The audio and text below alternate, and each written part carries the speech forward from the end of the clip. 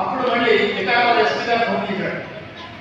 చేసి ముఖ్యమంత్రి ఆఫీస్ నుంచి మాకు ఎవరు వచ్చిందండి, మేము అరెస్ట్ చేయలేదు, మీరు ఏ ఊరు పోతుందో, ఎట్లా పోతుందో, ఏ ఊరు ముందు పోతుందో, ఏ దారి పోతుందో చెప్తే మేము ఎస్కాట్ మేము వస్తామన్నారు.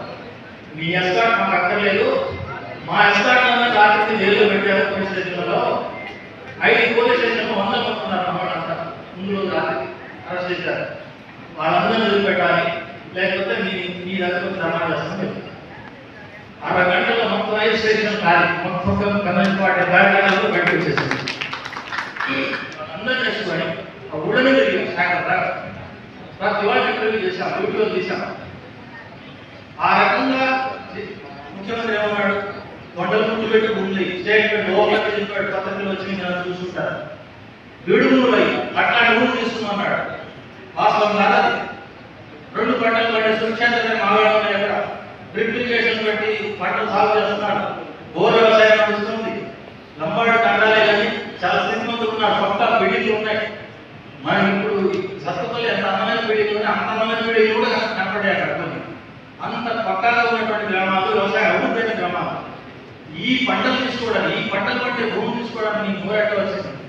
ముఖ్యమంత్రి గారు అడిగిన మాట 2013లో పార్లమెంట్ వచ్చిన చట్టం ప్రకారం పంట పండే భూమి తీసుకోవడానికి లేదు, తప్పనిసరి ఎక్కడ దొరకకపోతే తీసుకోవాల్సి వస్తే మార్కెట్ రేట్ 4 రెట్లు కట్టి వాళ్ళని పార్లమెంట్ చట్టం చేసింది.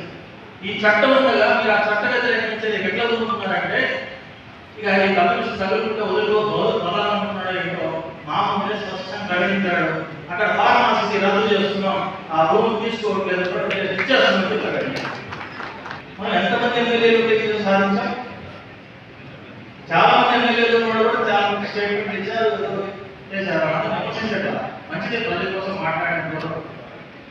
కానీ ఎమ్మెల్యేలు ఉంటేనే సాధించామా? అధికారులు భూముల విజయం.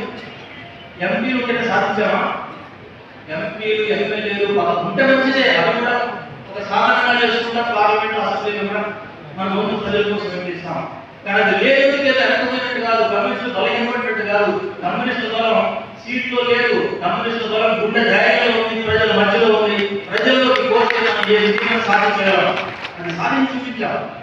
ఇది మన బాట. ఇప్పుడు అనేక అవకాశాలు వస్తున్నాయి. కేంద్ర ప్రభుత్వ విధానాలు కానీ, రాష్ట్ర ప్రభుత్వంలో రేవంత్ గారి పరిపాలన కానీ ప్రజలకు సమస్య సృష్టిస్తోంది. ప్రజల వ్యతిరేకత పెరుగుతోంది, అసంతృప్తి వస్తోంది. ఈ అసంతృప్తి ఆగ్రహంగా మారే రోజులు వస్తున్నాయి. కాబట్టి కరెక్ట్గా ప్రజల దగ్గరికి మనం పోగలిగితే ఖచ్చితంగా మనం విజయం సాధించే అవకాశం ఉంది, పార్టీ ముందుకు అవకాశం ఉంది.